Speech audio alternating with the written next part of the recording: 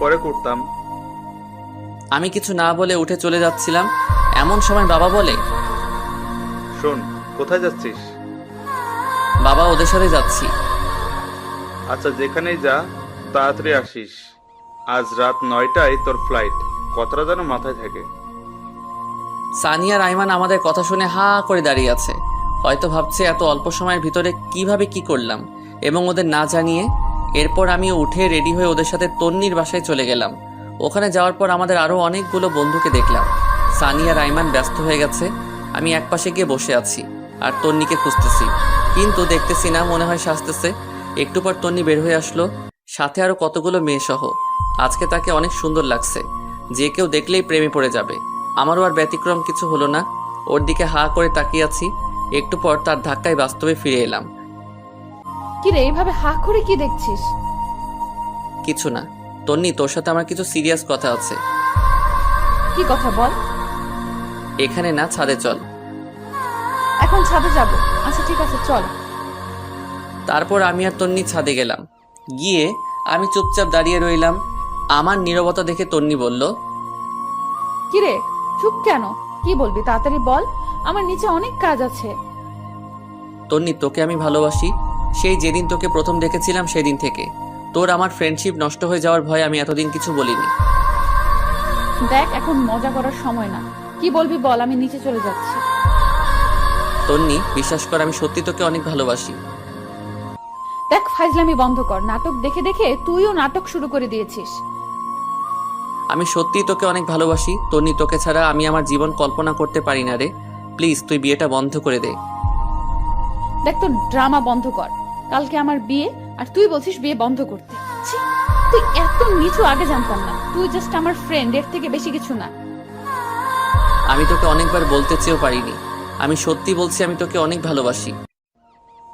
এই কথা বলে আমি তন্নির গালে একটা কিস বসিয়ে দেই, আর সে রাগীভাবে আমার দিকে তাকিয়ে অনেক জোরে একটা ধাক্কা দেয় এবং দুই গালে চড় বসিয়ে দেয় আর বলতে থাকে, ছি, আমার ভাবতেই অবাক লাগে তোর মতো ছেলের সাথে আমি ফ্রেন্ডশিপ করেছি, তা আবার বেস্ট ফ্রেন্ড।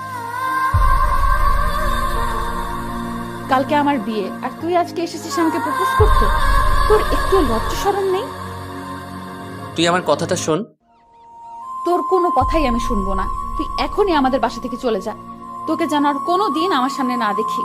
তোর আর আমার ফ্রেন্ডশিপ এখানেই শেষ। আজ থেকে তুই আমার সাথে কোনো ধরনের যোগাযোগ করার চেষ্টা করবি না। তন্নি, প্লিজ আমার কথাটা শোন। তোর সাথে আর কোনো কথা নাই। তুই এখান থেকে চলে যা, না হলে গলা ধাক্কা দিয়ে বের করে দিব। আমি আর কিছু না বলে চোখ মুছতে মুছতে সেখান থেকে বেরিয়ে গেলাম। এরপর বাসায় গিয়ে রেডি হয়ে বাবা আর আমি এয়ারপোর্টের উদ্দেশ্যে রওনা দিলাম। সানি, আইমান, কাউকে কিছু জানালাম না। এরপর এয়ারপোর্ট থেকে বাবার কাছ থেকে বিদায় নিয়ে চলে গেলাম দেশ ছেড়ে। অনেক কষ্ট হচ্ছিল প্রিয় মানুষগুলোর জন্য, কিন্তু আমি এখানে থাকলে হয়তো আরও বেশি কষ্ট পাবো। যাওয়ার আগে নিজের ভার্চুয়াল জগতের সব কিছু ডিলিট করে দিলাম। একটা নাম্বারও ওপেন রাখলাম না। সেখানে গিয়ে বেশ কিছুদিন মন খারাপ করে বসেছিলাম। পরে নতুন বন্ধু, নতুন ক্যাম্পাস পেয়ে তন্নির কথা প্রায় ভুলেই গেলাম। আস্তে আস্তে ওখানকার পরিবেশের সাথে নিজেকে মানিয়ে নিলাম। দেখতে দেখতে 2 বছর চলে গেল। আমার পড়ালেখাও শেষ। চিন্তা করলাম এখানেই কোনো চাকরি করব, কিন্তু সেটা আর হলো না। আব্বু আম্মু কল দিয়ে কান্নাকাটি করতেছে। আব্বুকে অনেকবার বলছি আমি এখানে চাকরি করব, বাট আব্বু বলল নিজেদের ব্যবসা দেখাশোনা করার জন্য। সেদিন রাতে বসে বসে ল্যাপটপে কিছু কাজ করছি, এমন সময় বড় খালা আসলো। আমি বিদেশে বড় খালার কাছেই থাকি আর ওখান থেকে পড়ালেখা করি। আমার রুমে আমি খালাকে দেখে বললাম, খালামণি, ঘুমাওনি এখনো? না রে বাবা, ঘুম আসছে না। তুই কি করতেছিস?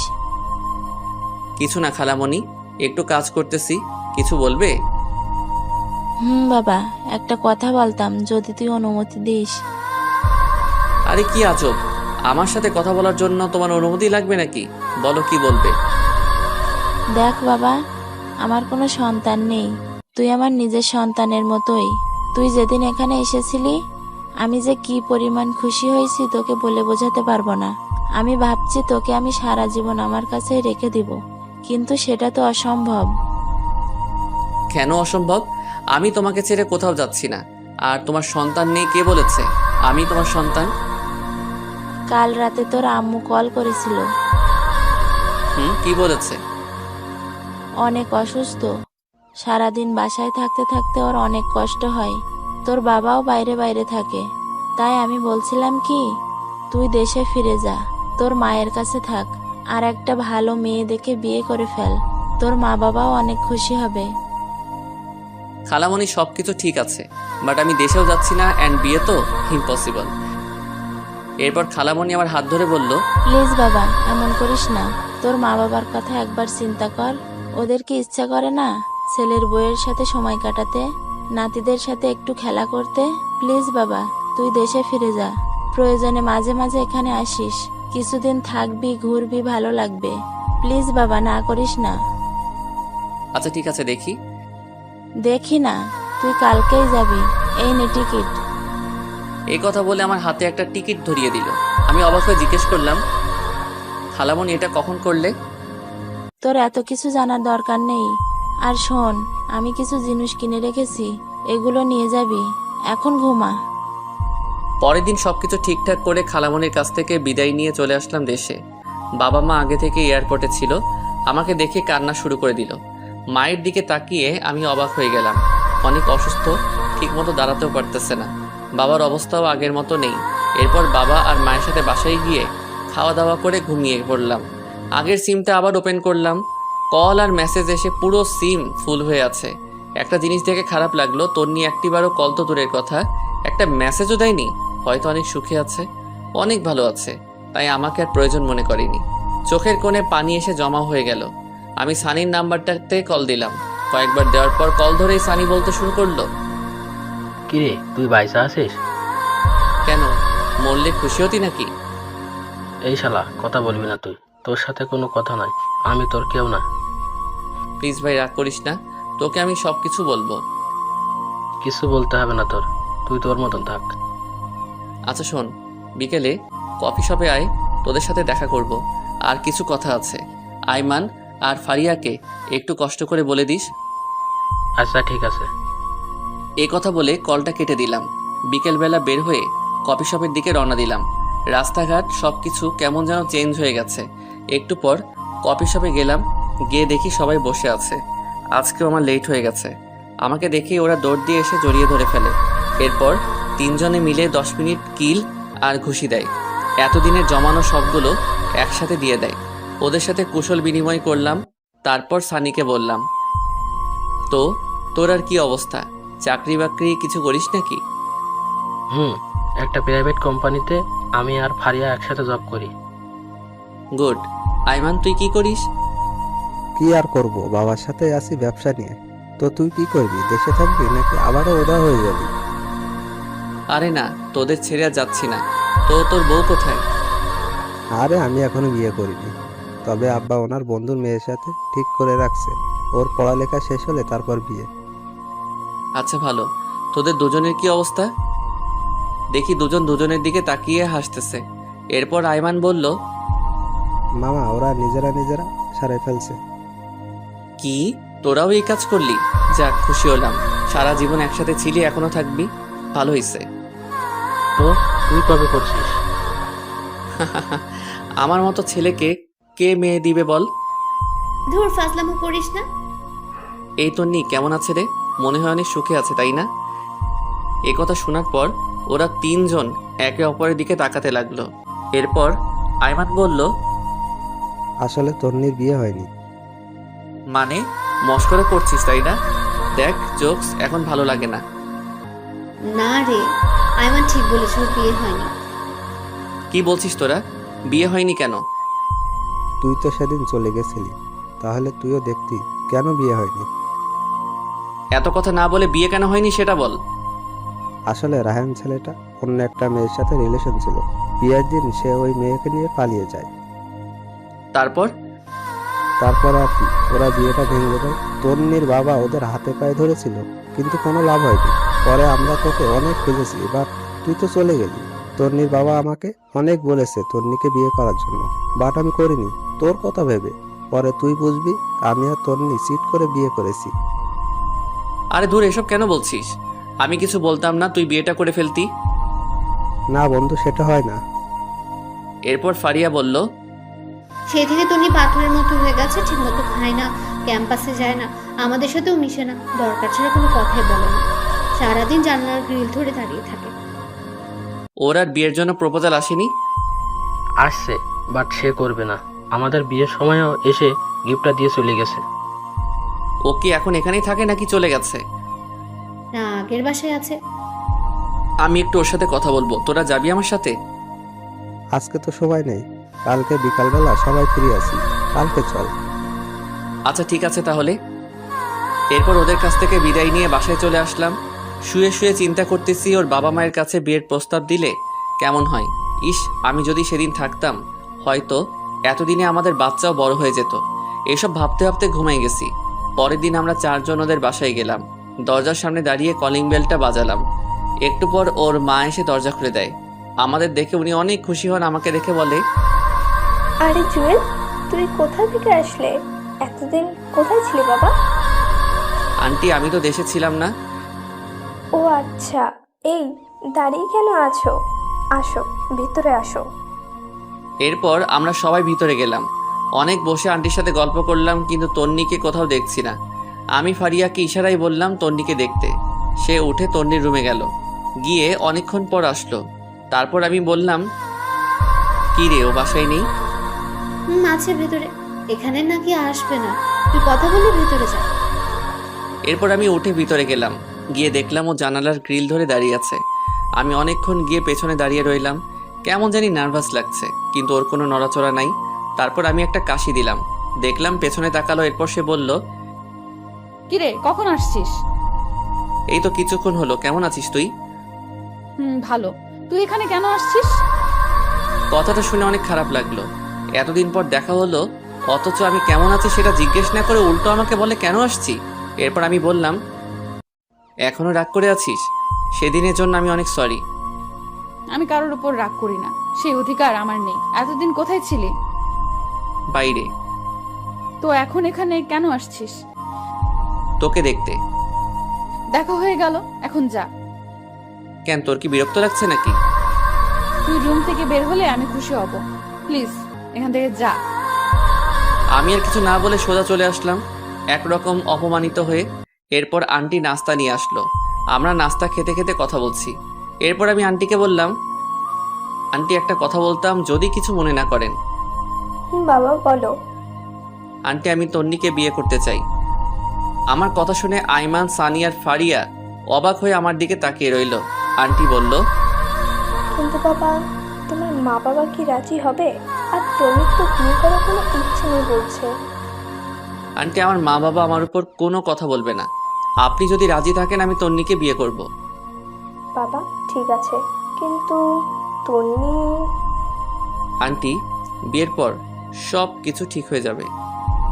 আচ্ছা বাবা, দেখি কি করা যায়। তারপর আমি, আইমান, সানি আর ফারিয়া তন্নিদের বাসা থেকে চলে আসলাম। পরে আমি আব্বু আর আম্মুকে বললাম তন্নির কথা। আমার কথা শুনে ওনারা তো অনেক খুশি। বললেন, তোর পছন্দই আমাদের পছন্দ, আর তন্নি মেয়েটাকে আমারও অনেক ভালো লাগে। অবশেষে আমাদের বিয়েটা হয়ে গেল। তন্নিকে একরকম জোর করে বিয়েটা দেওয়া হয়েছে। কবুল বলার সময় দেখলাম সে বলতে চাচ্ছে না। ফারিয়া আর ওর মায়ের জোড়াজড়িতে বলল, এখন প্রায় রাত 12টা। আমি সানি আর আইমান ছাদের উপরে বসে বসে আড্ডা দিচ্ছি। এমন সময় ফারিয়া উপরে আসলো আর এসে আমাকে বলল, কি রে তুই এখানে? তো কোথায় থাকবো? আজকে না তোর বাসর রাত? তন্নি অনেক আগে থেকে একা একা বসে আছে, যা ঘরে যা। বন্ধু যা, আর বসে থাকা ঠিক হবে না। এরপর আমি উঠে আস্তে আস্তে রুমের দিকে হাঁটা দিলাম। এমন সময় সানি বলল, মামা, মনে করে বিড়ালটা মারিস, আর কোনো দরকার হলে আমাকে কল দিস। এই ফাজে, তোর মুখে কি কিছুই আটকায় না? সবাই কি তোর মতো নাকি? আমি আর কিছু না বলে একটা মুচকি হাসি দিয়ে ছাদ থেকে চলে আসলাম। বাসর ঘরের সামনে দাঁড়িয়ে আছি। কেমন জানি ভয় লাগতেছে, আবার লজ্জাও। অনেকক্ষণ দাঁড়িয়ে থেকে আস্তে করে দরজাটা খুলে ভিতরে প্রবেশ করলাম। দরজাটা লাগিয়ে দিলাম। দেখলাম তন্নি মাথা নিচু করে বসে আছে। আমি গিয়ে খাটের উপর বসলাম। এমন সময় তন্নি আমাকে বলল, তোর সাথে আমার কিছু কথা আছে। কি কথা বল। আর শোন, আজকে থেকে আমি তোর স্বামী। সো আর তুই করে বলবি না, তুমি করে বলবি, অ্যান্ড আমিও বলবো। দেখ, তোকে আমি কখনোই স্বামী হিসেবে মানতে পারবো না। তুই জাস্ট আমার ফ্রেন্ড। তাহলে বিয়েতে মত দিলি কেন? তোর কি ধারণা আমি নিজে থেকে মত দিয়েছি? জীবনেও না। মা আমাকে ওনার মরার কসম দিয়েছে, সেজন্য আমি বিয়েটা করেছি। তোর মায়ের কসমের জন্য তুই আমার জীবন নষ্ট করবি নাকি? তো তুই এখন কি চাস? তুই জীবনেও আমার কাছে স্বামীর অধিকার দেখাতে পারবি না। তুই তোর মতো আর আমি আমার মতো। ওকে, আমি তোর উপর কোনো অধিকার খাটাবো না। অন্তত আমার মা বাবার সামনে একটু নাটক করিস, না হলে ওনারা অনেক কষ্ট পাবে। চেষ্টা করব। আমি আর কিছু না বলে খাটে ঘুমাতে যাব। এমন সময় তন্নি আবারও চিৎকার দিয়ে উঠে আর আমাকে বলে, কি করছিস তুই? কি করলাম? ঘুমাতে যাচ্ছি। ঘুমাবি ভালো কথা, কিন্তু খাটে কেন? তাহলে কোথায় ঘুমাবো? যেখানে খুশি সেখানে ঘুমা। দরকার হলে সোফায় ঘুমা, বাট খাটে ঘুমাতে পারবো না। এটা আবার কেমন কথা? খাট থাকতে সোফায় কেন ঘুমাবো? কারণ তোর সাথে এক খাটে ঘুমানোর কোনো ইচ্ছাই আমার নেই। তো তুই খাটে ঘুমাবি না। আমি আর কিছু না বলে একটা বালিশ নিয়ে লাইট অফ করে সোফায় ঘুমিয়ে পড়লাম। তন্নিও খাটের উপর শুয়ে পড়লো। আমার কিছুতেই ঘুম আসছে না। পরে আমি উঠে বেলকনিতে চলে গেলাম। মনে মনে ভাবতে লাগলাম, আমার মতো অভাগা হয়তো পৃথিবীতে আর দ্বিতীয়টা নেই। এই বাসরঘর নিয়ে কত কিছু চিন্তা করে রাখছি, বাট কিছুই হলো না। মনে মনে ভাবলাম তন্নির সাথে ফ্রেন্ডশিপটা না হলেই ভালো হতো, সুন্দর একটা জীবন পেতাম। নিয়তি বারবার ওর কাছেই আমাকে নিয়ে আসে। এসব ভাবতে ভাবতে কখন যে চোখের পানি এসে জমা হয়েছে বুঝতেই পারিনি। এমন সময় খেয়াল করলাম রুম থেকে কান্নার আওয়াজ আসছে। আমি তাড়াতাড়ি রুমে ঢুকে লাইটটা অন করলাম। দেখলাম তন্নি ফুপিয়ে ফুপিয়ে কাঁদছে। লাইট অন করাতে কান্না বন্ধ করে দিল। তারপর আমি বললাম, কি রে, তুই এখনো ঘুমাসনি? আর কান্না করতেছিস কেন? না, এমনি। তুই কোথায় ছিলি? বারান্দায় ছিলাম। ঘুমিয়ে পড়, বেশি রাত জাগলে আবার শরীর খারাপ করবে। তুইও ঘুমিয়ে পড়। আমি আর কিছু না বলে লাইটটা অফ করে দিলাম। খেয়াল করে দেখলাম ওর মোবাইলে রায়হান ছেলেটার ছবি। এবার বুঝতে পারছি তন্নি কেন কান্না করছে। হয়তো ছেলেটাকে অনেক ভালোবেসে ফেলেছে। মনে মনে ভাবলাম, বালিকা, তুমি আমাকে চেনো না। আমি কোন জলের মাছ? তোমাকে আমার প্রতি দুর্বল করে তারপর প্রত্যেকটা কথার প্রতিশোধ দিব। কোথাকার একটা ছেলের জন্য তুমি আমার ভালোবাসাকে 2 টাকার দামও দিচ্ছ না। এইসব ভাবতে ভাবতে কখন যে ঘুমিয়ে গেছি মনেই নেই। সকালবেলা একটা মিষ্টি কাণ্ডে ঘুম ভাঙলো। তাকিয়ে দেখে এটা তন্নি, এইমাত্র গোসল করে আসছে। ওর চেহারাটা অনেক মায়াবী লাগছে। আমি অনেকক্ষণ তাকিয়ে থাকার পর তন্নি বলল, ওই এইভাবে ছ্যাঁচড়াতের মতো তাকিয়ে না থেকে তাড়াতাড়ি উঠে ফ্রেশ হয়ে নে। আম্মা এসে কয়েকবার ডেকে গেছে নাস্তা করার জন্য। আমি কিছুই না বলে ওয়াশরুমে চলে গেলাম। ফ্রেশ হতে হতে ভাবলাম তন্নি মনে হয় জীবনেও আমাকে মেনে নিবে না। ফ্রেশ হয়ে রুমে আসতে দেখলাম তন্নি মন মরা হয়ে বসে আছে। আমাকে দেখেই নিচে চলে গেল। আমিও রেডি হয়ে নিচে গেলাম। গিয়ে দেখি আমি ছাড়া সবাই বসে আছে। সবাই একসাথে নাস্তা করলাম। এরপর বাবা বললেন, নাস্তা করে দেখতো আয়মান আর সানি কোথায়? ওদের বাবুর্চির কাছে পাঠাইছিলাম। বাবার কথা শুনে আমি হাসা শুরু করলাম। হায় রে, আমার বন্ধুগুলো বাবুর্চির কাজ করছে। তারপর বাবা বললেন, না হেসে বাইরে গিয়ে ওদের দেখ। আর শোন, কালকে তাড়াতাড়ি উঠিস। অফিসের কলিগদের সাথে পরিচিত হবি আর অফিস বুঝে নিবি। আমি আর যাব না। কিন্তু বাবা। কোনো কিন্তু না, যেটা বলছি সেটাই। তারপর নাস্তা করে সানি আয়মানকে খুঁজতে লাগলাম। বেশ ভালোভাবেই বউ ভাতের অনুষ্ঠানটা শেষ হয়। এরপরে রাতে যখন আবার ঘুমাতে যাই, গিয়ে দেখি তন্নি আগে থেকেই বিছানায় শুয়ে আছে। আমি কিছু না বলে ছাদে চলে গেলাম। সারা রাত ওখানে কাটিয়ে দিলাম। পরের দিন সকালবেলা নাস্তা করে বাবার সাথে অফিসে চলে গেলাম। বাবা সবার সাথে পরিচয় করিয়ে দিলেন এবং এটাও বললেন যে আজ থেকে আমি ওদের বস। সবাই আমাকে অভিনন্দন জানালো। সেদিন সবার সাথে পরিচিত হয়ে বাসায় চলে আসলাম। এইভাবে 1 সপ্তাহ চলে গেল। তন্নির সাথে আমার আর তেমন কথা হয় না, দরকার ছাড়া আর কোনো কথা নেই। সেদিন সকালে নাস্তা করে অফিসে এসে কিছু দরকারি কাজ সেরে নিলাম। তারপর চেয়ারটাতে গা এলিয়ে দিয়ে চোখটা বন্ধ করলাম। এমন সময় ইউসুফের কল। কি রে দোষ, কি অবস্থা? বিয়ে করে তো আমাদের ভুলেই গেলি। আরে না, কি যে বলিস, তোদের কেন ভুলবো? দোষ, তোর বিয়েতে আসতে পারিনি, আম্মু অসুস্থ ছিল, কিছু মনে করিস না। আরে না, তো বল আন্টি কেমন আছে? আগের থেকে ভালো। তোর বাসার সবাই কেমন আছে? না রে দোস্ত, তেমন ভালো নাই। আম্মু আব্বু দুজনই অসুস্থ। এক কাজ কর, ওনাদেরকে নিয়ে দূরে কোথাও থেকে ঘুরে আয়। যদি পারিস দেশের বাইরে চলে যা, ভালো লাগবে। ঠিক বলেছিস। আচ্ছা দেখি কি করা যায়। এ কথা বলেই কলটা কেটে দিলাম। মনে মনে চিন্তা করলাম কোথাও থেকে ঘুরে আসলে মন্দ হয় না। এগুলো ভাবতে ভাবতে দেখি টিফিনের সময় হয়ে গেছে। আমি হালকা কিছু খেয়ে নিলাম। এরপর চিন্তা করলাম তন্নিকে একটা কল দিই, খেয়েছি কিনা জিজ্ঞেস করি। এরপর তন্নিকে কল দিলাম। কিছুক্ষণ রিং হওয়ার পর কলটা ধরলো, বিরক্ত নিয়ে বলল, কি ব্যাপার, তুই এই সময় কেন কল দিলি? না মানে খেয়েছিস কিনা জানার জন্য। দেখ, তোর আমাকে নিয়ে এত ভাবতে হবে না, আমাকে আমার মতো থাকতে দে। তারপর সে কলটা কেটে দিল। বুঝলাম না তন্নি কেন আমার সাথে এইরকম ব্যবহার করে। আমি তোর ভালো চাই, তবুও সে কেন বোঝে না। না থাক, আজ থেকে ওর কেয়ার করব না। ওর মতো ও থাকবে আর আমার মতো আমি থাকবো। এগুলো চিন্তা করতে করতে আবার কাজে মন দিলাম।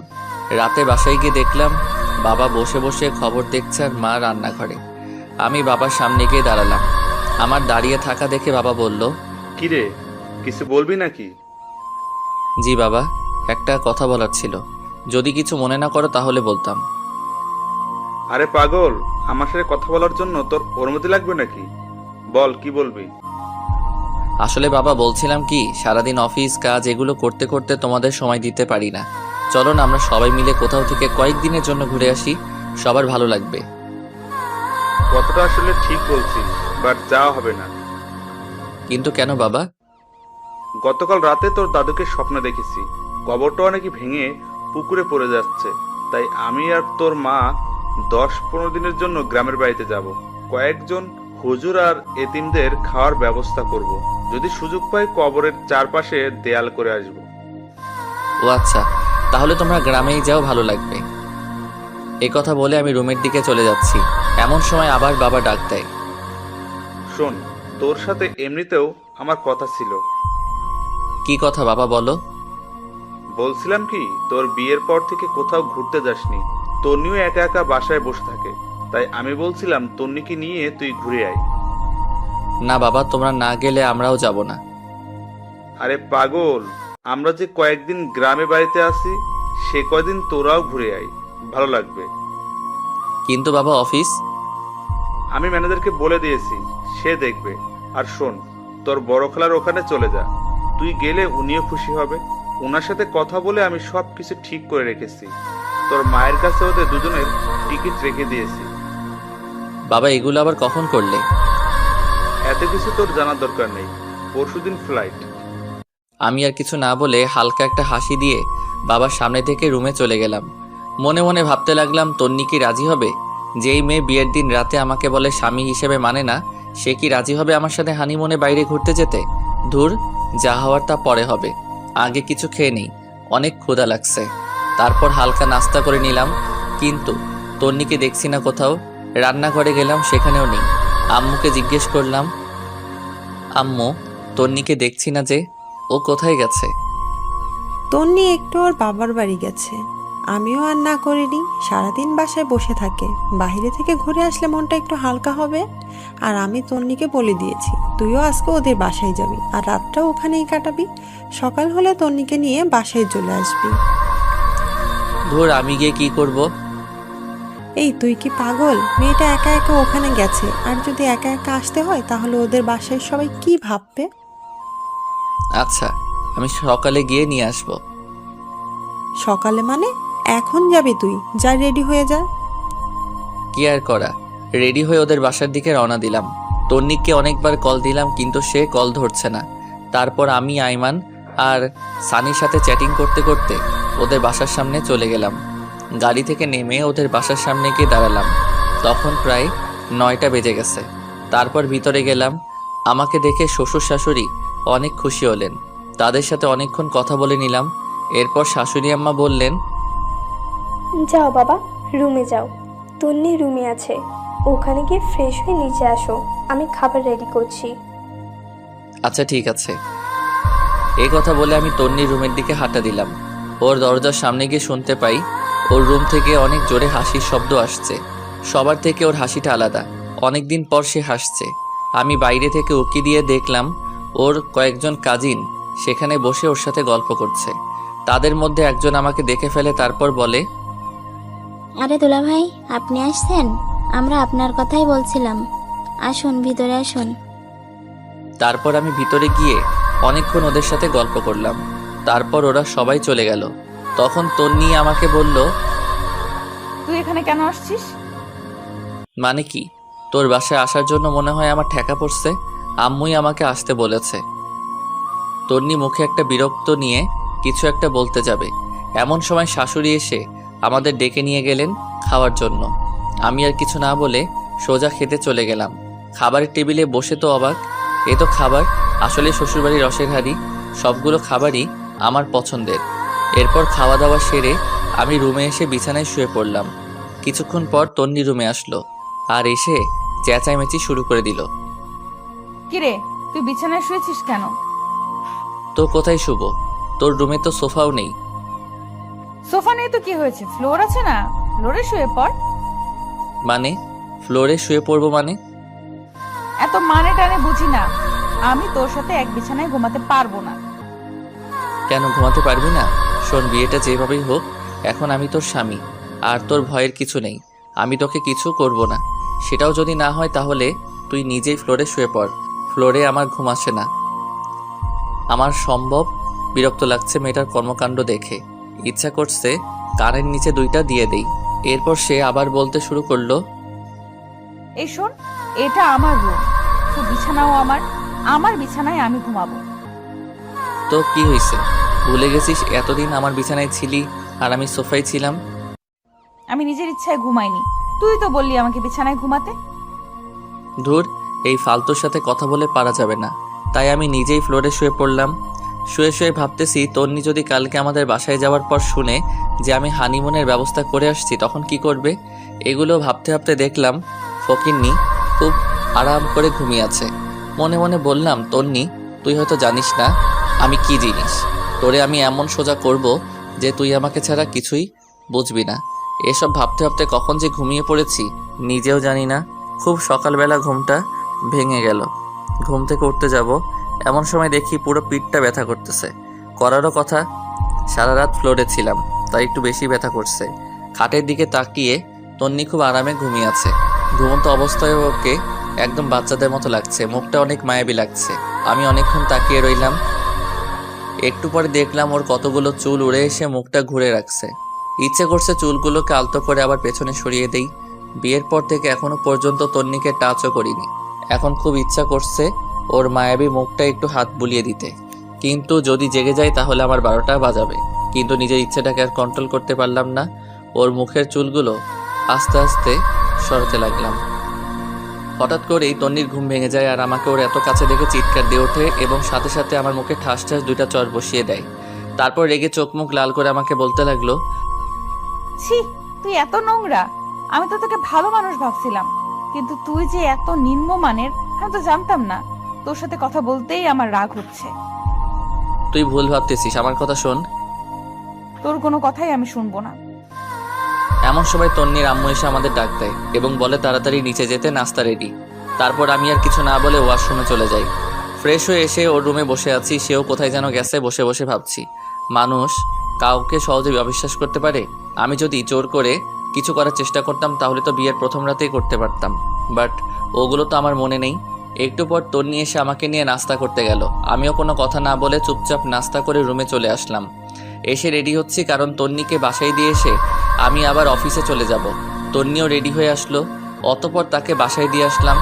অফিসে গিয়ে দেখি অনেক কাজ জমে আছে, এক নাগাড়ে করতে লাগলাম। ঘড়ির দিকে তাকিয়ে দেখি 2টা বাজে। না, এখন আর কাজ করা যাবে না। আমি উঠে নামাজ পড়লাম, তারপর ক্যান্টিনে গেলাম নাস্তা খাওয়ার জন্য। এমন সময় তন্নির কল আসলো। বলো কি হয়েছে? কিন্তু কলটা দিয়েছে বাবা। তারপর উনি বলল, তনি না, আমি তোর বাবা বলছি। বাবা, এই সময় কল দিয়েছো, কিছু বলবে? তুই এখন কোথায়? ক্যান্টিনে এসেছি নাস্তা করার জন্য। নাস্তা করার দরকার নেই, তুই বাসায় আয়, একসাথে খাবো। কিন্তু বাবা। কোনো কিন্তু না, তোর সাথে কথা আছে। আচ্ছা ঠিক আছে, আসতেছি। এরপর আমি বাসায় চলে গেলাম। গিয়ে দেখি সবাই খাবার টেবিলে বসে আছে, মনে হচ্ছে আমার জন্য বসে আছে। আমি গিয়ে মায়ের পাশে বসলাম। খাওয়া দাওয়া শুরু হলো। একসময় বাবা বলল, তোকে যে বলেছিলাম আমরা গ্রামের বাড়ি যাব, মনে আছে তোর? তোর দাদা দাদুর কবর পাকা করব, আছে, কিন্তু কিন্তু কি? আমি কোথাও যেতে পারবো না। আরে তুই আমাদের সাথে যাবি কেন? তোরা তো ঘুরতে যাচ্ছিস। না বাবা, আমরা কোথাও যাচ্ছি না। দরকার হলে তন্নিকে তোমাদের সাথে নিয়ে যাও। দেখলাম তন্নি আমার দিকে আর চোখে তাকিয়ে আছে। তারপর মা বললেন, এটা কেমন কথা? তুই না কালকে বললি তোরা ঘুরতে যাবি? বলেছিলাম, বাট আর যাবো না, আমার কাজ আছে, সবকিছু ক্যান্সেল করে দিয়েছি। তারপর বাবা তন্নিকে জিজ্ঞেস করলো ওনাদের সাথে যাবে কিনা। তন্নি না করে দিল। আমিও আর কিছু না বলে সোজা রুমে চলে গেলাম। বিকেলবেলা আর অফিসে গেলাম না। সেই দিন বিকেলবেলা সানি আর আইমানের সাথে আড্ডা দিলাম অনেকক্ষণ। এর মধ্যে আইমান আমাকে বলল, এই জুয়েল, তন্নি কি তোকে মেনে নিয়েছে নাকি এখনো পাগলামি করে? আমি টেনশনে পড়ে গেলাম। সত্যি বলবো নাকি মিথ্যা বলবো চিন্তা করতেছি। আর চুপ করে থাকা দেখে সানি বলল, আমরা সব জানি, তবুও তোর মুখ থেকে শুনতে চাই। তাহলে আমরা নিজেরা কিছু করে সব কিছু ঠিকঠাক করতে পারবো মনে হয়। সানি আর আইমানের কথা শুনে একটু শান্তি লাগলো। আসলে বন্ধু ছাড়া কোনো কিছু হয় না। তারপর আমি পুরো ঘটনাগুলো ওদের দুজনকে বললাম। তারপর আমি সানিকে বললাম, এই সানি, ফারিয়াও তো আমাদের বন্ধু, বাট তুই যে ওকে বিয়ে করেছিস, সে কি তোর সাথে এমন করে? আরে না, ও আমার অনেক কেয়ার করে। আরে সানি তো বাসরাতেই বিড়াল মেরে ফেলেছে। এ কথা বলে সবাই হাসাহাসি শুরু করলাম। একটু পর আইমান আমাকে বলল, জুয়েল শোন, একটা বুদ্ধি দেই, আমার ধারণা 100% কাজ দিবে। আরে তাড়াতাড়ি বল। তুই আজ থেকে তন্নির কেয়ার করবি না, ওকে সবসময় এড়িয়ে যাবি, খারাপ ব্যবহার করবি, দেখবি সোজা হয়ে গেছে। আরে না, এটা কি করে হয়? আমিও ওকে অনেক ভালোবাসি। আরে বেটা শোন, ভালোবাসি বললে লাভ হবে না, ওর মনেও ভালোবাসা আনতে হবে। তুই আজ থেকে ওকে এড়িয়ে যা, দেখবি ও ঠিক হয়ে যাবে। আচ্ছা, দেখি কি করা যায়। এরপর আমি বাসায় চলে যাই। রুমে ঢুকলাম, সাথে সাথে তন্নির প্রশ্ন করা শুরু হয়ে গেল। কোথায় ছিলি এতক্ষণ? অফিসে ছিলাম। অফিস কি 12টা পর্যন্ত হয় নাকি? সেটা তো না জানলেও চলবে। আর আমি কি করব না করব, কোথায় যাব নাকি যাব না, সেটা তোকে বলতে হবে নাকি?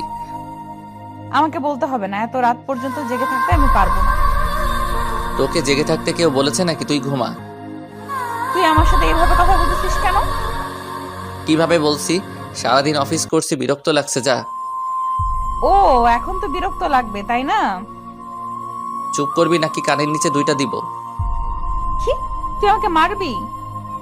তোকে মারতে কি কারো পারমিশন লাগবে নাকি? চুপ কর, নইলে লাথি দিয়ে রুম থেকে বাহির করব। দেখলাম তন্নি চোখ মুখ লাল করে শুয়ে পড়ল। মনে মনে আইমানকে ধন্যবাদ দিলাম। আসলে আপনারা যেমনটা দেখছেন, বাস্তবে আমি তেমন নই। এই ব্যবহারের মাধ্যমে যদি তন্নি ভালো হয়, সেজন্যই এমন করতেছি। আমিও আর কিছু না বলে লাইট অফ করে দিয়ে সোফায় শুয়ে পড়লাম। সকালে ঘুম থেকে উঠে দেখলাম তন্নি বিছানায় নেই। আমি ফ্রেশ হয়ে নিচে গেলাম। দেখলাম তন্নি আব্বু আম্মুর ব্যাগ আর জিনিসগুলো রেডি করে দিচ্ছে। আমি যাওয়ার পর সবাই নাস্তা করতে বসলাম। মা বললেন, শোন, একটা কথা বলতাম। বলো। আমরা যাওয়ার পর তন্নি একটু ওর বাবার বাড়ি যাবে, তুই একটু দিয়ে আসিস। আমার সময় নেই, যে যাওয়া সে একাই যাবে। আর বাপের বাড়ি থেকে কালকেই তো আসলো। আমরা যাওয়ার পর বাসায় তো কেউ থাকবে না, তুই থাকবি অফিসে, তাই বললাম। দেখো, এত কিছু আমি বুঝি না, ও গেলে একাই যাবে। আর কিছু না বলে নাস্তা করে উঠে গেলাম। তারপর বাবা মাকে আমি বাস স্টপে দিয়ে আসলাম। বাসায় এসে দেখি তন্নি নেই। কল দিলাম, ধরতেছে না। আমি ওর কল না দিয়ে রেডি হয়ে অফিসে চলে গেলাম। দুপুরবেলা ক্যান্টিনে খাবার খেতে গেলাম। বাবা মাকে কল দিয়ে জিজ্ঞেস করলাম কত দূর গেছে। অনেকক্ষণ কথাবার্তা বলে কল কেটে দিলাম। হঠাৎ করে তন্নির কথা মনে পড়লো। আমি এবার তন্নিকে কল না দিয়ে শাশুড়িকে কল দিলাম। হ্যালো, আসসালামু আলাইকুম। ওয়ালাইকুম আসসালাম। বাবা, কেমন আছো? আছি ভালো। আপনারা সবাই কেমন আছেন? আছি, সবাই ভালো। খাওয়া দাওয়া করছেন? তন্নি খেয়েছে? এই তো আমরা করতেছি, তুমি করছো? জি, নাস্তা করতেছি। অফিস শেষে আমাদের ওখানে চলে আসিও, তোমার আব্বু আম্মুর সাথে আমার কথা হয়েছে। কিন্তু কোনো কিন্তু না, আমি বলছি তুমি চলে আসিও। আচ্ছা ঠিক আছে। কলটা কেটে দিলাম। তারপর সানি আর আইমানকে কল দিলাম। সব কিছু বললাম, ওরাও বলতেছে চালিয়ে যাওয়ার জন্য। রাত প্রায় 8টা। আমি ওদের বাসার সামনে গেলাম। তন্নিকে কল দিব চিন্তা করলাম, কিন্তু দিলাম না। কলিং বেল দেওয়ার সাথে সাথে তন্নি এসে দরজা খুলে দিয়ে গেছে। মনে হয় আমার জন্যই ওয়েট করতেছিল। আমি শ্বশুর শাশুড়ির সাথে কথা বলে তন্নির রুমে গেলাম। আমার সাথে কোনো কথা বলতেছে না। আমি ওয়াশরুমে গিয়ে ফ্রেশ হয়ে আসলাম। একটু পর শাশুড়ি এসে খাওয়ার জন্য ডেকে গেল। আমিও সোজা নিচে চলে গেলাম। খাওয়া দাওয়া করে বাইরে বের হলাম। আব্বুকে কল দিলাম। অনেকক্ষণ কল দিয়ে কথা বললাম। এরপর বাসায় আসলাম। রুমে যাওয়ার সাথে সাথে তন্নি অনেক জোরে দরজাটা লাগিয়ে দিল। কিরে, এত জোরে দরজা দিলি কেন? তুই এখানে কেন আসছিস? মানে কি? তোর মাই তো বলল। মা বললে আসতে হবে নাকি? দেখ, বেশি কথা বলবি না। তোরে দেখলে আমার রাগ হয়। যা, শুয়ে পড়। তুই আমার রুম থেকে বের হ। তুই কি আমাকে অপমান করছিস? ধরে নে তাই। তুই আমার রুমে থাকতে পারবি না।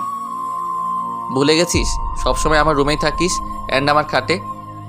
তুই কি যাবি নাকি গলা ধাক্কা দিব? আমি আর কিছু না বলে বের হয়ে গেলাম। চিন্তা করলাম নিজের বাসায় চলে যাব, কিন্তু এত রাতে যাওয়া রিস্কি হয়ে যাবে। তাছাড়া শ্বশুর শাশুড়িও খারাপ মনে করবে। আর কিছু চিন্তা না করে সোজা নিচে চলে গেলাম। অনেকক্ষণ হাঁটাহাঁটি করলাম। সময় যাচ্ছে না কিছুতেই। তারপর গিয়ে গেস্ট রুমের সোফায় গিয়ে শুয়ে পড়লাম। সকালবেলা শাশুড়ির ডাকে ঘুম ভাঙলো। আমাকে সোফায় দেখে উনি বলল, এ কি বাবা, তুমি সোফায় কেন ঘুমিয়েছো? রুমে যাওনি? আমি কিছু বলতে যাব এমন সময় তন্নি কোথায় থেকে তার আম্মুকে বলে, আম্মু, তোমার জামাই কি করেছে জানো? কি করেছে? কাল রাতে আমাকে গান শোনানোর জন্য বলেছিলাম, সে শোনায়নি। তার শাস্তি দিয়েছি যে আমার সাথে আজকে ঘুমাতে পারবে না। আমি তো পুরো টাসকি খেয়ে বসে আছি। ফকিন্নি কত বড় মিথ্যা কথা বলল। বাহ, কি সুন্দর নিজেকে বাঁচিয়ে নিল। তারপর শাশুড়ি আমাকে বলল, বাবা, আমার মেয়েটার গান পছন্দ করে, তুমি মাঝে মাঝে একটু গান শুনিও। আর তুইও সামান্য একটা গানের জন্য বুঝি কেউ রুমে থাকতে দেয়? আমি দুঃখ ভারাক্রান্ত একটা হাসি দিয়ে ওয়াশরুমে গিয়ে ফ্রেশ হয়ে নাস্তা করে অফিসে চলে গেলাম। একটু পর আমাদের অফিসের একটা কলিগ আমার রুমের সামনে আসলো। হ্যালো স্যার, আসতে পারি? আরে আদিবা, আসো আসো। Thanks sir. কিছু বলবে? বলছিলাম কি স্যার, আগামী সপ্তাহে আমি একটু বাড়ি যাব, আমার চাচাতো ভাইয়ের বিয়ে। ও আচ্ছা, ছুটি লাগবে এই তো? জি স্যার। কতদিন লাগবে? স্যার 7 দিন হলে ভালো হতো। আচ্ছা ঠিক আছে, যাও, দিলাম। ভালোভাবে যাবে। ধন্যবাদ স্যার। এরপরে দেখলাম আদিবা কিছু বলবে কিন্তু বলছে না, শুধু ছটফট করছে। তাকে আমি বললাম, কি কিছু বলবে নাকি? আসলে স্যার একটা কথা বলার ছিল। সমস্যা নাই, বলো। স্যার এখানে তো আমার কেউ নেই, আপনাকে বড় ভাইয়ের মতো দেখি। যদি ভাই হিসাবে আমার একটা উপকার করতেন, খুব খুশি হতাম। আরে পাগল নাকি তুমি? কোনো সমস্যা নাই, তুমি নির্ভয় বলো। স্যার অনেকদিন পর বাড়ি যাচ্ছি তো, আব্বু আম্মুর জন্য কিছু শপিং করব আর কিছু জিনিস নিব। আপনি যদি বিকেলবেলা আমার সাথে একটু শপিংয়ে যেতেন, অনেক উপকার হতো। আচ্ছা ঠিক আছে, যাব। ধন্যবাদ স্যার। এই কথা বলে আদিবা তার ডেস্কে চলে গেল। বিকেলবেলা আদিবার সাথে শপিং মলে গেলাম। অনেক কিছু নিলাম, ওর বাবার জন্য, ওর মায়ের জন্য। অনেক কেনাকাটা করার পর আদিবা একটা কসমেটিক্সের দোকানে গেল। আমিও ওর পিছে পিছে গেলাম। আদিবার ব্যাগগুলো আমার কাছে ছিল। কসমেটিক্সের দোকানে যাওয়ার পর আমি আর আদিবা পাশাপাশি দাঁড়িয়েছিলাম। সেখানে গিয়ে বিশাল আকারের একটা শপ খেলাম। দেখলাম তনিও সেখানে তার বান্ধবীদের সাথে কি যেন কিনতেছে। আমাকে আদিবার সাথে দেখে আমার সামনে এসে বলে, মেয়েটা কে? ও আমার। পুরোটা বলার আগেই আমার গালে একটা চর বসিয়ে চোখ মুখ লাল করে কাঁদতে কাঁদতে দোকান থেকে বের হয়ে গেল। তন্নির কয়েকটা বান্ধবী এসে আমাকে বলল, ছি, ভাইয়া বাসায় বউ রেখে বাইরে মেয়ে নিয়ে ঘুরেন, আপনার লজ্জা করে না একটু? তারপর সবাই দোকান থেকে বের হয়ে গেল। লজ্জায় আমার পুরো মুখ লাল হয়ে গেল। খারাপটাই সবাই দেখলো, আসল কাহিনীটা কারো চোখে পড়ল না। তারপর আমি আর আদিবাও বের হয়ে গেলাম। আদিবা আমাকে বলল, সরি স্যার, আমার জন্য আজকে আপনাকে অপমানিত হতে হয়েছে। আরে ধুর, এগুলো কিচ্ছু না। তোমার কি দোষ? কেউ তো আসল কথা জানে না, সেজন্য রিয়্যাক্ট করতেছে। ম্যাডাম কিন্তু অনেক রাগ করছে। এটা কোনো সমস্যা না, সব ঠিক হয়ে যাবে। স্যার একটা কথা বলতাম। বলো। ম্যাডামের নাম্বারটা কি আমাকে দিবেন? আমি সব বুঝিয়ে বলবো। আরে তুই কল দিলে সে আরো বেশি রিয়্যাক্ট করবে, উল্টো তোমাকে অপমান করবে। সমস্যা নেই স্যার, আপনি নাম্বারটা আমাকে দেন। আর এটা ধরেন। কি এটাতে? স্যার আপনাদের বিয়েতে তো যেতে পারিনি, তাই ম্যাডামের জন্য আমার পক্ষ থেকে একটা গিফট। তুমি আবার এটা কখন কিনলে? সেটা আপনার না জানলেও চলবে, আপনি এটা নেন আর নাম্বারটা দেন। ধন্যবাদ, এই নাও নাম্বার। তারপর আমি নাম্বারটা দিয়ে দিলাম। গিফটটা নিয়ে আদিবাকে একটা রিকশায় উঠিয়ে দিয়ে আমি বাসায় চলে আসলাম। এসে গিফটটা খুলে দেখলাম একটা নীল শাড়ি। অনেক সুন্দর, তন্নিকে অসাধারণ লাগবে। এরপর আমার মাথায় একটা বুদ্ধি আসলো, ফারিয়াকে কল দিয়ে সব কিছু বলে দেই, কারণ তন্নি আজকের বিষয়টা ফারিয়ার সাথে শেয়ার করবে। আমি ফারিয়াকে কল দিয়ে সব কিছু বলে দিছি এবং এটাও বলে দিয়েছি যে এমনভাবে কথা বলবে যেন তন্নির প্রচুর রাগ হয়। বাসায় একা একা ভালো লাগছে না, আব্বু আম্মুও নাই, তন্নিও নাই। আমি তন্নিকে কল দিলাম, বাট নাম্বার বন্ধ।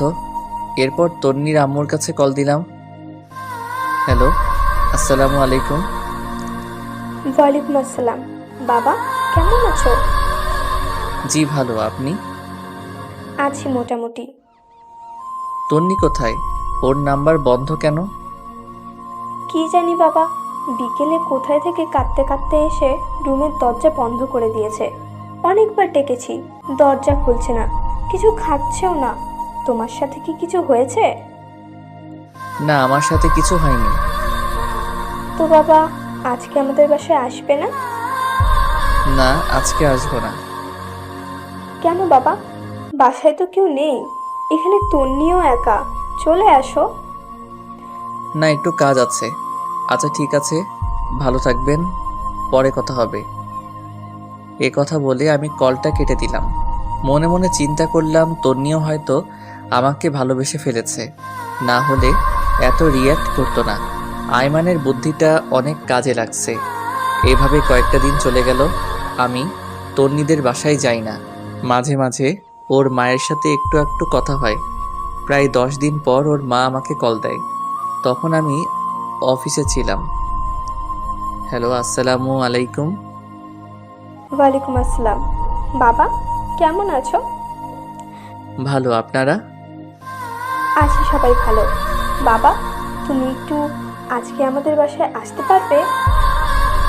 আসলে আমার তো একটু কাজ ছিল। কেন, কোনো সমস্যা হয়েছে নাকি? আসলে হয়েছে কি, আমার বড় বোন নাকি অনেক অসুস্থ।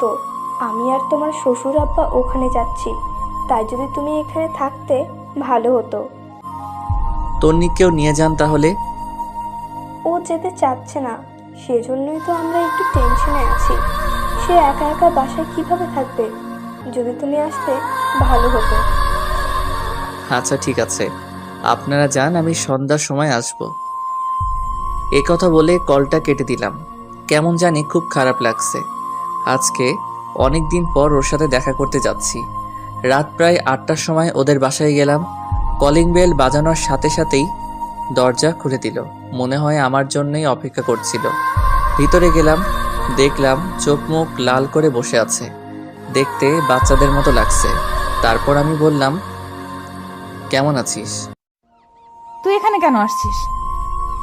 আম্মা বলেছে তাই। লজ্জা করে না অন্য মেয়েদের সাথে ঘুরে এখন আসতে? সেটা আমার ব্যাপার, আমি তো তোর কেউ না। আমাকে নিয়ে তোর এত মাথা ব্যথা কেন? তোর মতো ফালতুকে বিয়ে করাই আমার ভুল হয়েছে। আগে জানলে জীবনেও কবুল বলতাম না। আমার মাথা গরম করবি না। কি করবি তুই? রাগে আমার পুরো শরীরের লোম দাঁড়িয়ে গেছে। আমি কোনো কথা না বলে ব্যাগটা রেখে ওয়াশরুমে চলে গেলাম। ফ্রেশ হয়ে এসে দেখি তন্নি নেই, মনে হয় ঘুমিয়ে গেছে।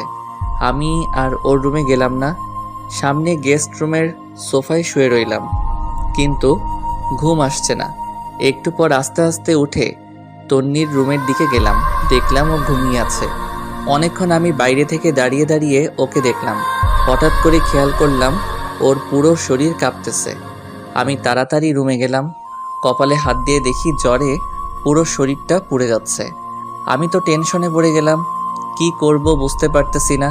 পরে কিচেন রুম থেকে একটা বাটি নিয়ে এসে ওর মাথায় জলপট্টি দিলাম অনেকক্ষণ, কিন্তু কিছুতেই কমছে না। পরে একটা বালতিতে পানি নিয়ে এসে ওর মাথায় দিলাম।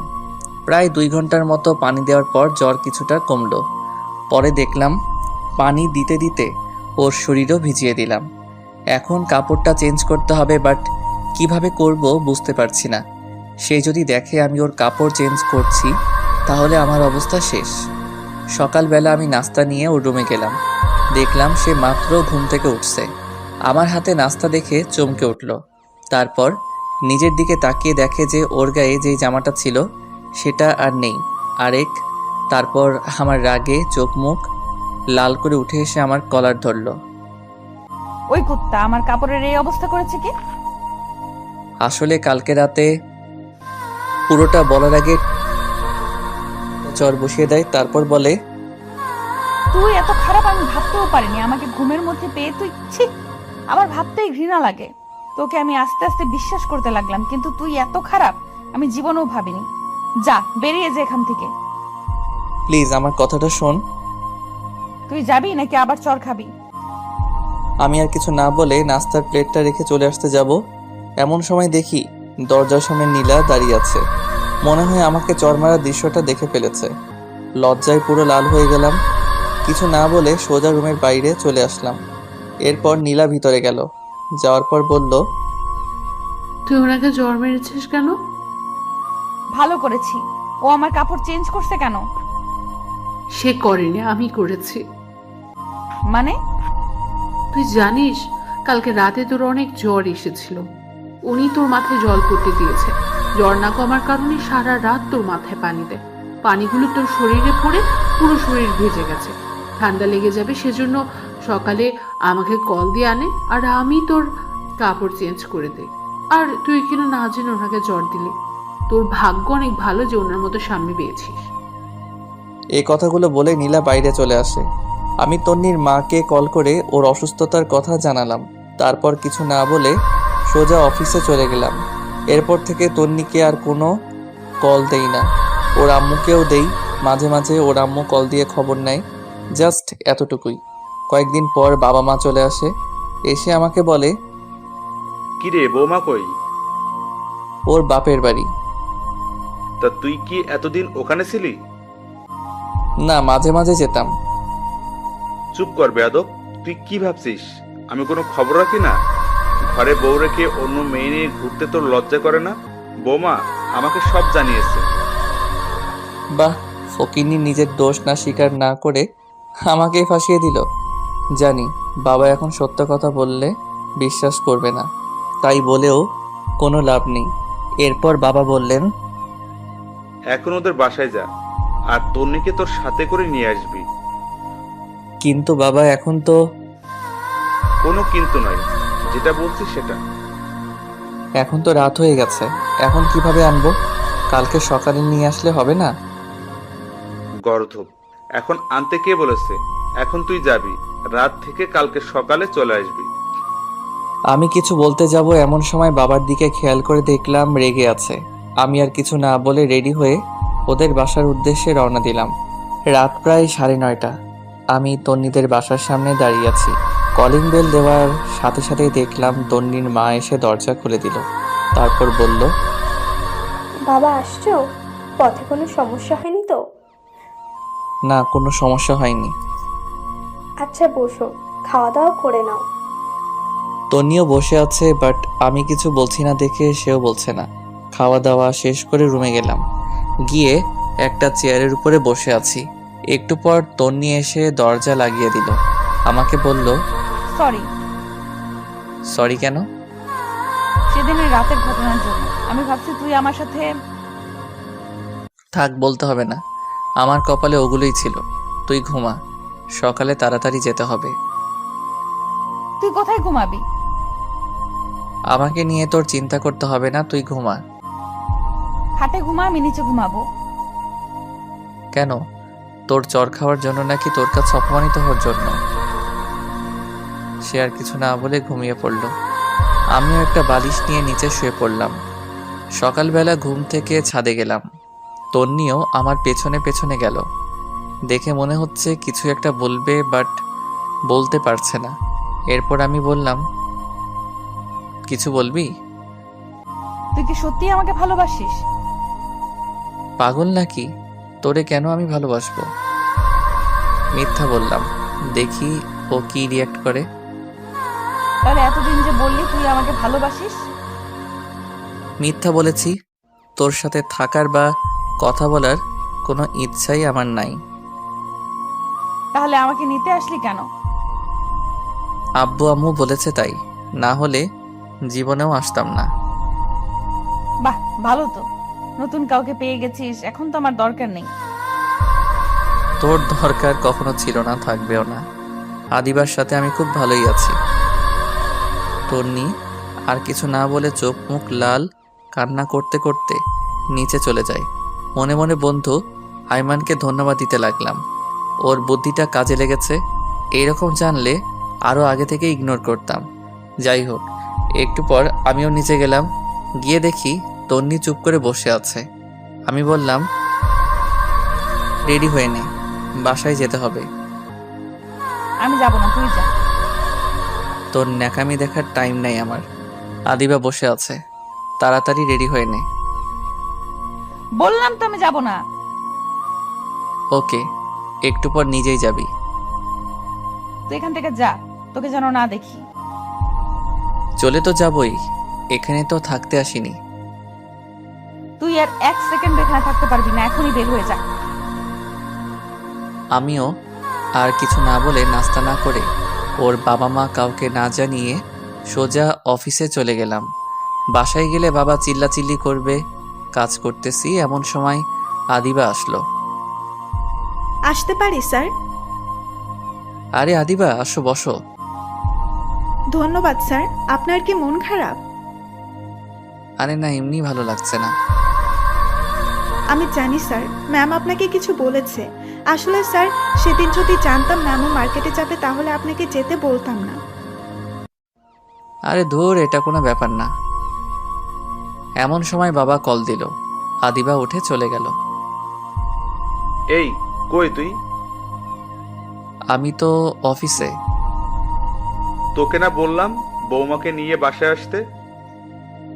ও আসবে না বলেছে, সেজন্যই তো আমি অফিসে চলে আসছি।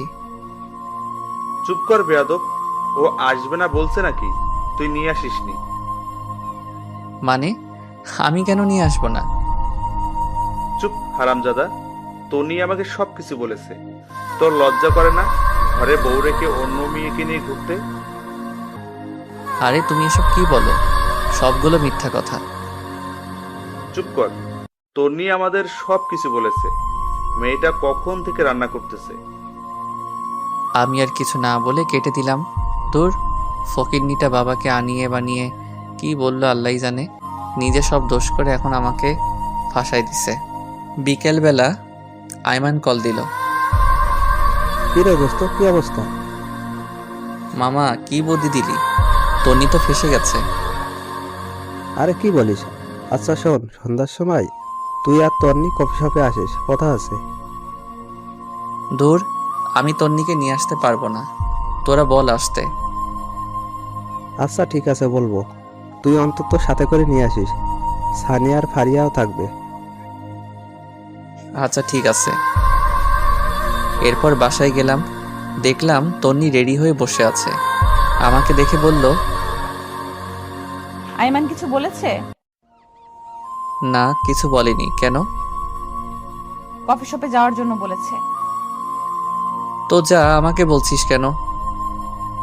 তোকেও যেতে বলেছে। আমি যাব না, তুই যা। একসাথে যাওয়ার জন্য বলেছে, তুই না গেলে আমিও যাব না। মনে মনে তো আমার লাড্ডু ফুটতেছে। আহা, কি যে আনন্দ বলে বোঝাতে পারবো না। যাই হোক, বেশি মুড নিতে গেলে আবার দেখা যাবে যে একসাথে যাওয়াই হবে না। একটু পর আমি আর তন্নি বের হয়ে গেলাম। একটা রিক্সা নিলাম। এই প্রথম বিয়ের পর একসাথে রিক্সা নিয়ে ঘুরতেছি। যখন ওর সাথে ফ্রেন্ড হিসেবে ঘুরতাম, রিক্সায় কি মজাটাই না হতো। সব কিছু মনে পড়তে লাগলো। আমি রিক্সার এক পাশে সরে বসে আছি, তন্নি বারবার আমার দিকে তাকাচ্ছে। একটু পর কফি শপে গেলাম, দেখলাম আয়মান, সানিয়া আর ফারিয়া বসে আছে। আমাদের দেখে বলল, বাহ, দুজনের এখন আসার সময় হলো। না রে, একটু কাজ ছিল তাই। বুঝি বুঝি, কি এমন কাজ? তন্নি গিয়ে ফারিয়াকে জড়িয়ে ধরল। এদিকে আইমান আমাকে ইশারা দিতেছে, বলতেছে কাজ হচ্ছে। এমন সময় সানি বলল, দোস্ত শোন, তোরা থাক, আমাদের একটু কাজ আছে, যেতে হবে। সে কি, মাত্রই তো আসলাম, কফিটা খেয়ে যা। না রে, অনেক কাজ, সময় কম। আচ্ছা তুই যা, ফারিয়া থাকুক। না রে, ওরে ছাড়া আমার কোনো কাজ হয় না। ওর কপালের চুমু না খেলে কাজে মন বসে না। চুপ কর ফাজিল। আচ্ছা তোরা থাক, পরে কথা হবে। এই কথা বলে ফারিয়া আর সানি চলে গেল। আইমানও কেমন জানি ছটফট করতেছে। আমি বললাম, কি রে, তোর আবার কি হয়েছে? আসলে দোস্ত, বাসায় একটা কাজ ফেলে চলে আসছি, এখনই বাসায় যাওয়া লাগবে। মানে কি, তোদের সবার কাজ আছে আগে বলতি? তোরা না বললি একসাথে কফি খাবি? তোরা খা, আমি একটু আসি। এই কথা বলে আইমানও চলে গেল। আমি আর তন্নি বসে আছি। একটু পর কফি আসলো, দুজনেই খেলাম। দুজনের নীরবতা ভেঙে তন্নি বলল, একটা কথা বলতাম। বল। অনেকদিন কোথাও ঘুরি না, চল পার্কটাতে একটু ঘুরে আসি। আমিও কেন জানি ওর এই আবদারটা না রেখে পারলাম না। অনেকক্ষণ দুজনে একসাথে হাঁটলাম, ভালো লাগলো। রাত প্রায় 8টা। বাসায় গেলাম, দেখলাম বাসায় কেউ নেই, কিন্তু দরজা খোলা। বাবা মা দুজনকে ডাক দিলাম, কারো কোনো সাড়া শব্দ নেই। তন্নিও ভয় কাঁপতেছে। একটু পর নীরবতা ভেঙে শুরু হলো আমাদের দুজনের মুখের উপরের স্প্রে মারা। আর সবাই একসাথে বলতে লাগলো, happy birthday Tonni, happy birthday to you. বাবা মা, সানি, আইমান আর ফারিয়া সবাই একসাথে। দেখে তো আমরা পুরাই অবাক। আমি নিজেও ভুলে গেছি আজকে তন্নির জন্মদিন, কিন্তু বন্ধুগুলার মনে আছে, সেই জন্য তারা কফি শপ থেকে তাড়াতাড়ি চলে আসছে। তারপর বড় একটা কেক কাটা হলো। তন্নি সবার প্রথমে আমাকেই খাইয়ে দিয়েছে, আমিও খাইয়ে দিয়েছি। এক এক করে সবাই সবাইকে খাইয়ে দিয়েছে। এমন সময় তন্নি বলল, এতগুলো আয়োজন কে করেছে? সবাই একসাথে আমাকে দেখিয়ে দিল। আমি তো পুরাই টাসকি খেয়ে গেলাম। আমি নিজেই কিছু জানি না, আর ওরা বলছে আমি করছি। সেদিন সবাই একসাথে খাওয়া দাওয়া করে নিলাম, ওদের বাসায় যেতে দেইনি। আমি, সানি, আইমান একসাথে ঘুমাইছি, ফারিয়া আর তন্নি একসাথে ঘুমাইছে। পরে যে যার মতো চলে গেল। আমিও অফিসে চলে গেলাম। দুপুরবেলা আদিবা আমার রুমে আসলো। স্যার আসতে পারি? আসো, বসো। স্যার একটা কথা বলতাম। অবশ্যই বলো। আসলে স্যার, আমার একজনের সাথে রিলেশন আছে, বাবা বিয়ের জন্য চাপ দিচ্ছিল, তাই আমি বাবাকে ফাহাদের কথা বলেছি। বাবা বলেছে ওকে নিয়ে বাবার সাথে দেখা করার জন্য। যদি আজকে বিকেলের জন্য আমাকে ছুটি দিতেন উপকার হতো। আরে এটা কোনো কথা? তুমি আমাকে আগে বলবে না? ওকে যাও, দিলাম। ধন্যবাদ স্যার। আদিবা, একটু কষ্ট করতে পারবে? জি স্যার, বলুন। তোমার পাশের আলমারিটার উপর একটা হলুদ রঙের ফাইল আছে, যদি একটু কষ্ট করে দিতে উপকার হতো। এতে কষ্টের কি আছে? এ কথা বলে আদিবা উঠে ফাইলটা নিতে গেল। আলমারি উঁচু হওয়ার কারণে সে একটু উপরের দিকে উঠে পায়ের আঙুলের উপর ভর করে ফাইলটা নিতে যাবে, এমন সময় পা স্লিপ করে উল্টে যেতে লাগলো। আমি তাড়াতাড়ি উঠে ওকে ধরে ফেললাম।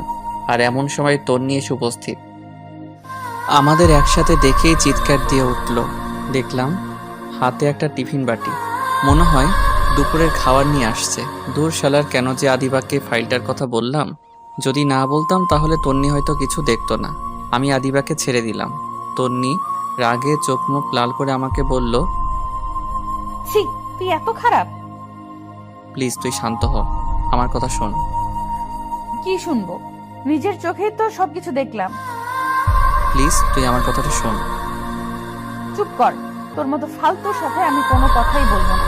ভেবেছিলাম তুই সত্যি আমাকে ভালোবাসিস, আমিও আস্তে আস্তে তোকে ভালোবেসে ফেললাম, কিন্তু তুই অন্য মেয়ের সাথে, ছি, আমার ভাবতেই ভালো লাগে না। আমি কিছু বলতে যাব, এমন সময় আদিবা বলল, ম্যাম শোনেন, আপনার ধারণা ভুল। তুমি চুপ করো, লজ্জা করে না অন্যের স্বামীর সাথে এসব করতে? যত সব ফালতু। ম্যাম আপনি আমাকে যা ইচ্ছা বলতে পারেন, কিন্তু স্যারকে কিচ্ছু বলবেন না, স্যারের কোনো দোষ নেই। চুপ করো তুমি। সেদিন তো শপিং করতেও দেখেছি তোমাদের, আবার বড় বড় কথা বলছো, লজ্জা করে না?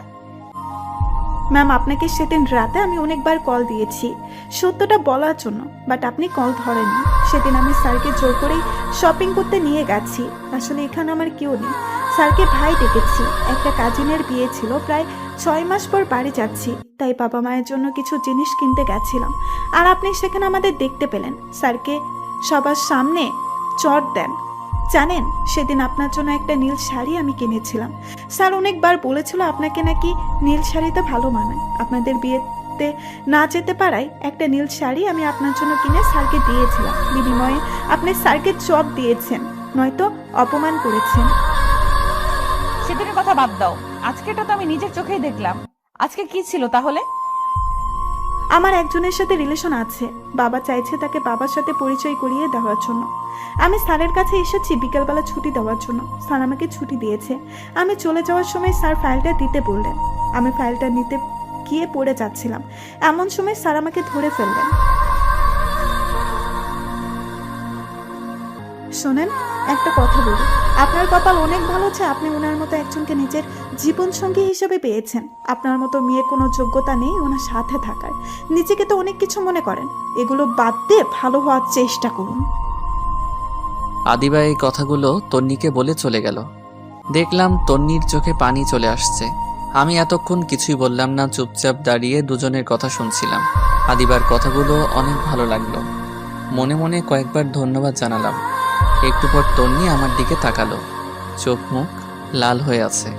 তারপর আমাকে বলল, নিজেকে খুব চালাক মনে করিস তাই না? মানে? তুই কি ভাবছিস আমি কিছুই জানি না? কি জানিস তুই? এই যে এতদিন অবহেলার নাটক করেছিস, আমার সাথে খারাপ ব্যবহার করেছিস, নিজেকে হিরো ভাবছিস। মনে মনে ভাবলাম, তন্নিকে এগুলো আবার কে বলে দিছে? শালা আই মাইন না বলে দিল নাকি? এরপর আমি বললাম, এগুলো সব মিথ্যা কথা। আমি যা করেছি মন থেকে করেছি। তোকে এই কথাগুলো কে বলেছে? তুই কি ভাবছিস ওরা শুধু তোর ফ্রেন্ড, আমার না? ফারিয়া আমাকে সবকিছু বলেছে। শালার মেয়েদের পেটে কিছুই হজম হয় না। কি দরকার ছিল তন্নিকে এগুলো বলার? তারপর আমি বললাম, তোকে এই কথাগুলো ফারিয়া বলেছে, দেখ ওর কি হাল করি। কি করবি তুই ফারিয়ার? এই কথা বলে আস্তে আস্তে এগোতে লাগলাম। আমি বললাম, কি ব্যাপার, তুই এদিকে কেন আসছিস? কেন আসছি তাই না? দেখ, একদম কাছে আসবি না, আমি কিন্তু চিল্লাচিল্লি করব। কর চিল্লা চিল্লি, দেখি কে আসে। আমি পিছাইতে পিছাইতে দেওয়ালের সাথে লেগে গেছি। এই কি করছিস তুই? বলার আগে ঠোঁট দিয়ে আমার ঠোঁটটা চেপে ধরলো। আমার পুরো শরীরের লোম দাঁড়িয়ে গেল। কিছুক্ষণ এভাবে থাকার পর আমি তন্নিকে একটু দূরে সরিয়ে দিলাম। বললাম, এই তুই কি পাগল? এটা আমার অফিস, বেডরুম না। যদি কেউ দেখে ফেলতো? দেখুক, তাতে আমার কি? খাইছিস? মাত্রই তো খাইলাম। আর ধুর, এটা না। দুপুরে খাইছিস? না, তোর জন্য রান্না করে নিয়ে আসছি। তুই করছিস নাকি আম্মা করছে? দুজনেই করছি। তুই এত কথা বলিস কেন? আচ্ছা ঠিক আছে, বলবো না। তুই ফ্রেশ হয়ে আয়, একসাথে খাবো। ওকে। এরপর তন্নি ওয়াশরুমে চলে গেল।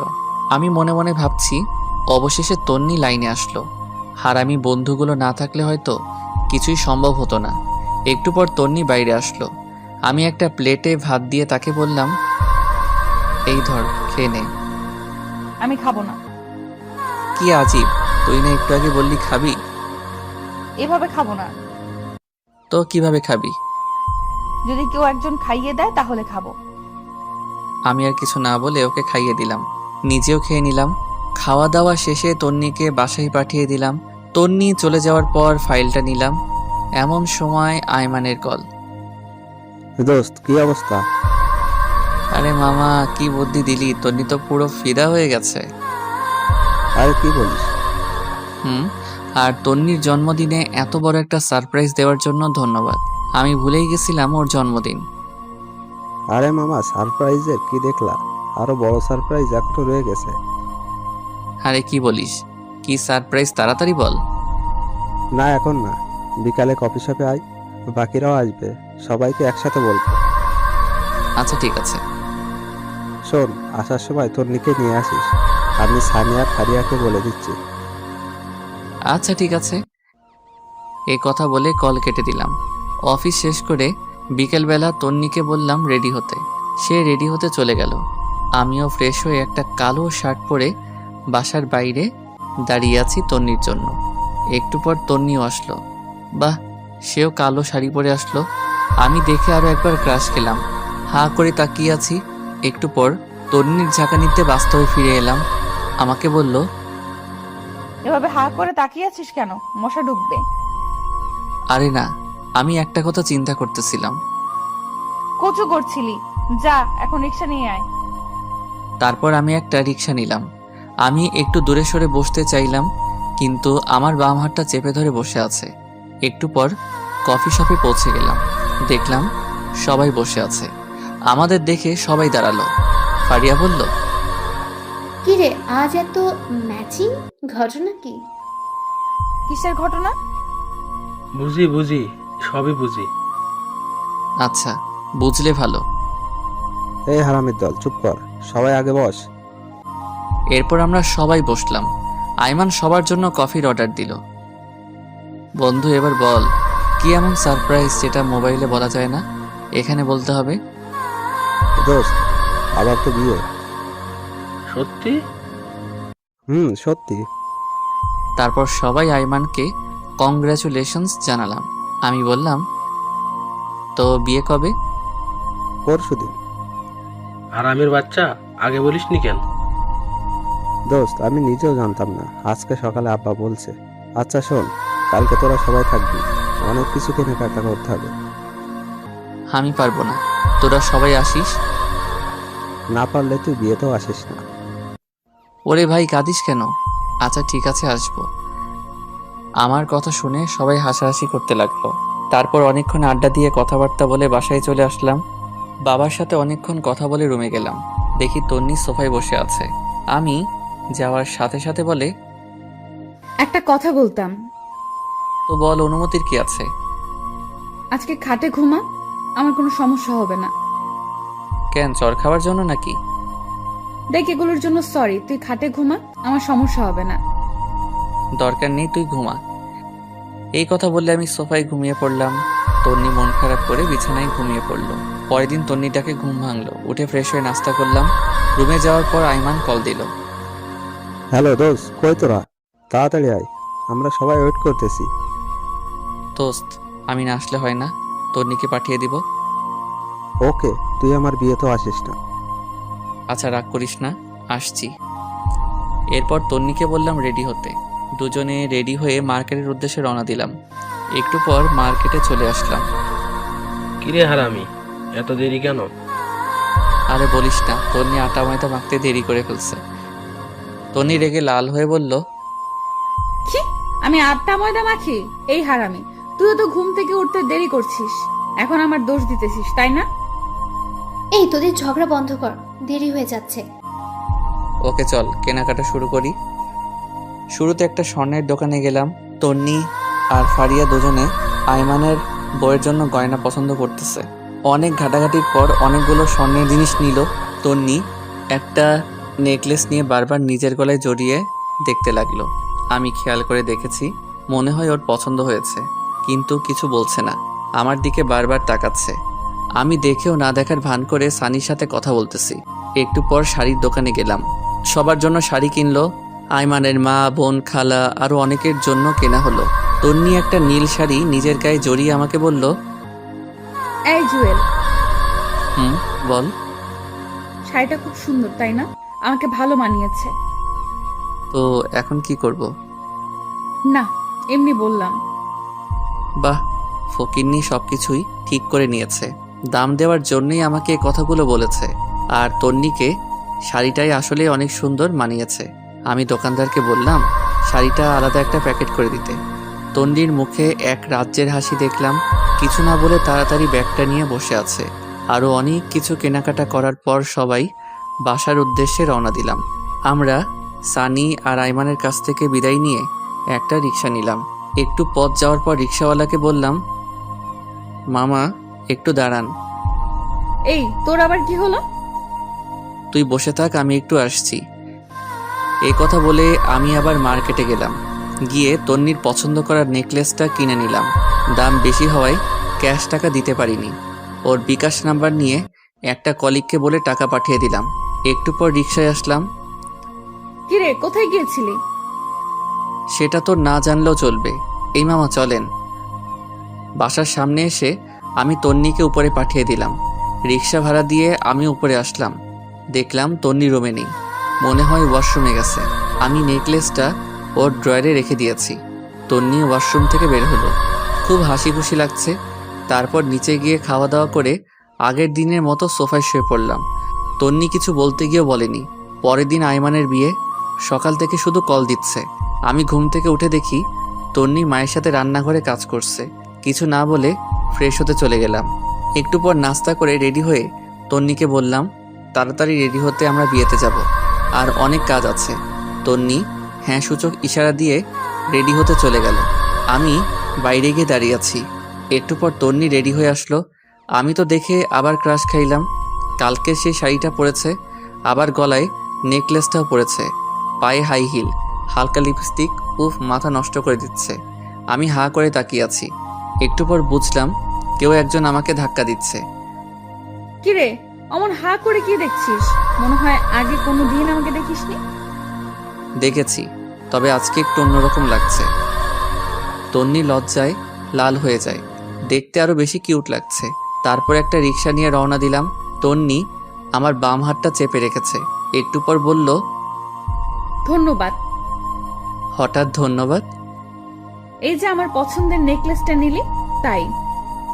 এখানে ধন্যবাদ দেওয়ার কিছু নাই। তুই কি কালকে দোকানে আমাকে খেয়াল করেছিস? একটু একটু। কথা বলতে বলতে আমরা আবার মার্কেটে যাই। বিয়ের জন্য একটা গিফট নিলাম। এরপর আইমানদের বাসায় চলে গেলাম। সারাদিন খাওয়া দাওয়া আর মেহমান নিয়ে বিজি ছিলাম সবাই। সন্ধ্যার পর আইমান এসে আমাকে বলল, দোস্ত, একটা কাজ করতে হবে। কি কাজ? দোস্ত, তুই আর তন্নি আমার বাসর ঘরটা সাজিয়ে দে। কিন্তু কোনো কিন্তু নয়, প্লিজ দোস্ত, না করিস না। সানিকে বাবার সাথে বাজারে পাঠাইছে, আর ফারিয়া মিলির সাথে আছে। আচ্ছা ঠিক আছে। ওখানে ফুল আর সব জিনিস আছে। বাবা থাকলে বাবাই তোকে বলতো। আমার তো একটু লজ্জা লাগছে, তাই কাউকে বলতেছি না। হইছে, আর লজ্জা পেতে হবে না, যা আমি দেখতেছি। এরপর তন্নিকে খুঁজতে লাগলাম। দেখলাম নতুন বউয়ের সাথে সেলফি তুলছে। সারাদিনে কয়েক হাজার সেলফি তুলেছে, তাও মন ভরেনি। আমি ইশারা দিয়ে ডেকে নিলাম। তারপর এসে বলে, বল, কেন ডেকেছিস? আরে বাসরঘর সাজাতে হবে, এখানে নাকি কেউ পারে না। আরে কি বলছিস? এখনো সাজাইনি? সাজালে কি তোকে ডাকতাম? আচ্ছা ঠিক আছে, চল। এরপর তন্নি আর আমি বাসরঘর সাজাতে লাগলাম। সাজানো প্রায় শেষের সময় তন্নি বলে, জানিস, বাসর ঘর নিয়ে আমার অনেক স্বপ্ন ছিল।